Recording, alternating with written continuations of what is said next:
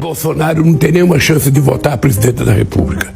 Agora vai depender da nossa capacidade de construir a narrativa correta. Porque quando se quer dar um golpe, se constrói uma narrativa. Primeiro para construir na mente das pessoas a ideia de que a mentira é verdade e a mentira se tornando verdade. Então você pode aplicar o golpe que você quiser. Por que nós criamos o Fórum de São Paulo? Eu tinha consciência de que jamais a gente poderia chegar ao poder pela via do voto, pela via democrática. Aqui no Brasil nós enfrentamos o discurso do costume, o discurso da família, o discurso do patriotismo. Ou seja, aqui nós enfrentamos o discurso de tudo aquilo que a gente aprendeu historicamente a combater. O companheiro Maduro, se quiser vencer uma batalha, eu preciso construir uma narrativa para destruir o meu potencial inimigo. Você tem solta no mundo uma extrema-direita raivosa que utiliza fake news como se fosse um instrumento de fazer política, e nós precisamos destruir. Porque o que houve no Brasil foi uma tentativa de golpe. Todas as forças que tinham que cuidar da segurança de Brasília estavam comprometidos com o golpe. Esse que aparece na imagem é o ministro-chefe do GSI, general Marco Edson Gonçalves Dias. Ele está na antessala do gabinete presidencial. As imagens de câmeras de segurança revelam o tratamento do próprio ministro Gonçalves Dias com os invasores, após cenas de depredação e ataques ao patrimônio público. Em uma entrevista para o jornal argentino El País, às vésperas da eleição de 2018, o ideólogo do PT, José Dirceu, foi questionado sobre a possível derrota da esquerda naquele pleito. Essa foi a sua resposta. Na comunidade internacional isso não vai ser aceito. E dentro do país é uma questão de tempo para a gente tomar o poder. Aí nós vamos tomar o poder, que é diferente de ganhar uma eleição. Ele nos acusa de comunistas, achando que nós ficamos ofendidos com isso. Isso não nos ofende. Isso nos orgulha. Esse tempo da liberdade de expressão como um valor absoluto, esse tempo acabou no Brasil. Acabou.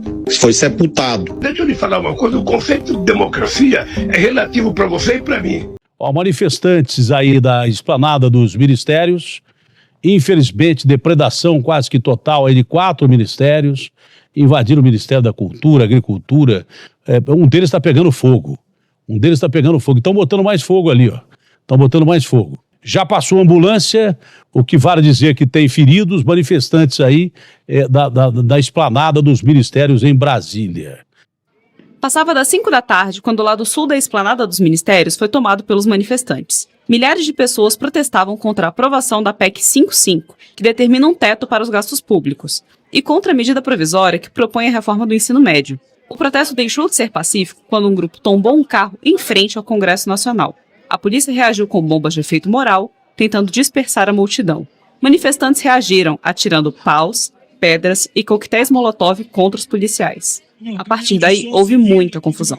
Carros foram quebrados e incendiados, prédios públicos depredados e pichados. Lixeiras, placas de sinalização e caixas de correio foram destruídos. O Ministério da Educação foi invadido e teve a portaria completamente destruída.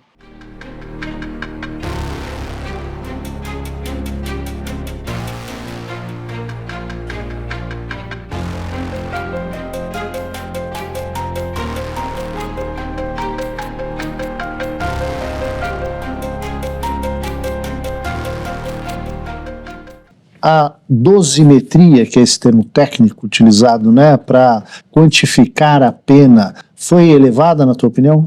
Então, vou explicar um pouco aqui essa questão para os nossos telespectadores, né? Essa condenação que está a caminho, ainda faltam outros 3 votos da primeira turma, se for confirmada, ela terá um efeito simbólico muito grande, mais do que as outras condenações deste caso. Por quê?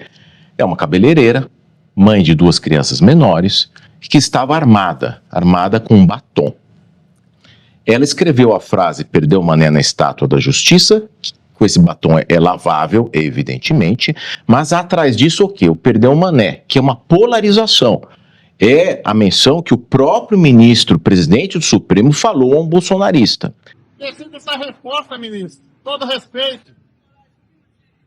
Por favor, Barroso, responde pra gente. Perdeu, mané, numa mola. Então, assim, nós temos que ter muito cuidado para a polarização não entrar dentro da justiça. É essa a questão. Por quê? Ela não é um traficante do Morro do Rio de Janeiro com um fuzil AR-15 atirando em helicóptero. Ela não estuprou ninguém, ela não matou ninguém, ela não comeu, não roubou, não sequestrou. Todas as penas, os crimes que eu estou falando, são inferiores a esses 14 anos. Então, o que eu digo? O Supremo, com essas decisões, uma espécie de decisões, são decisões quase que coletivas. Ele adotou esse entendimento de que todos que estavam lá naquela multidão são autores, coautores do crime de golpe de Estado, abolição violenta do Estado Democrático de Direito, depredação de patrimônio público, valor histórico. É que o ministro André Mendonça é que tem a posição mais adequada, porque não podem ter dois crimes, abolição de Estado Democrático de Direito e golpe ao mesmo tempo, seria um crime só, as penas ficariam mais ou menos em torno de 7 anos. São 5 acusações. Mas vamos lá. Deterioração de patrimônio tombado. Como é possível isso? Para aí, tá? Ou seja, eu tenho que ter quebrado alguma coisa. Eu acho que ninguém tem dúvida onde eu estava no dia 8 de janeiro. Eu estava nos Estados Unidos, no hospital nos Estados Unidos, por coincidência. Eu não estava aqui. Eu saí dia 30 de dezembro do Brasil. Eu fico curioso, doutor Paulo, porque, assim, eu fico imaginando, para eles acusarem o presidente Bolsonaro disso, tem que, no mínimo, no papel, pelo menos, na acusação, tem que ter alguma fundamentação. O que é que eles justificam para acusar o presidente de ter quebrado uma coisa se ele nem no Brasil estava? Olha, senador, esse processo do presidente, eu sempre, quando vou falar judicialização da política.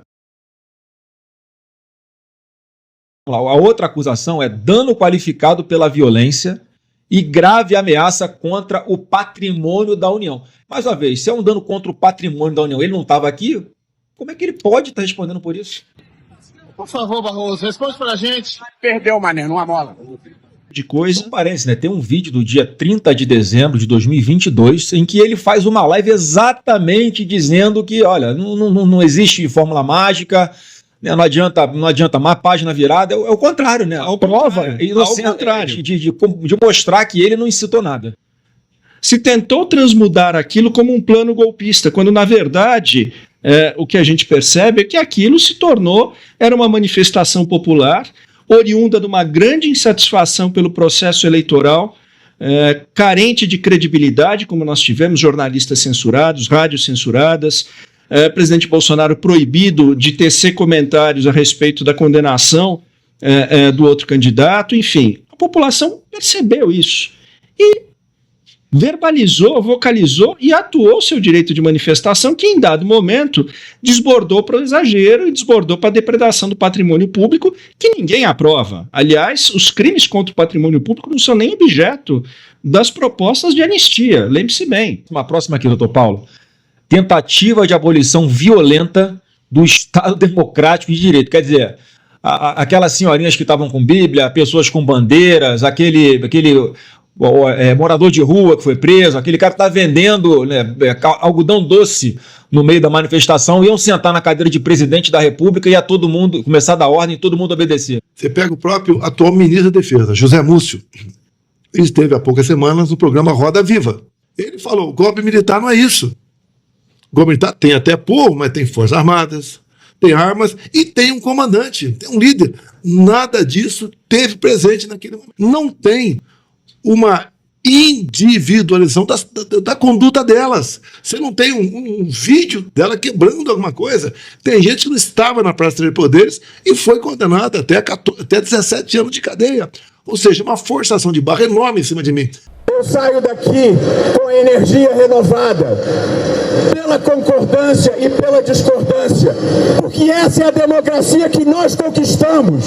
Nós derrotamos a censura, nós derrotamos a tortura, nós derrotamos o bolsonarismo para permitir a democracia e a manifestação livre de todas as pessoas.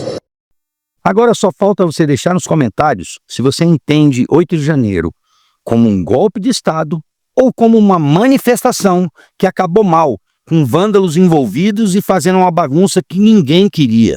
Um abraço e até o próximo vídeo.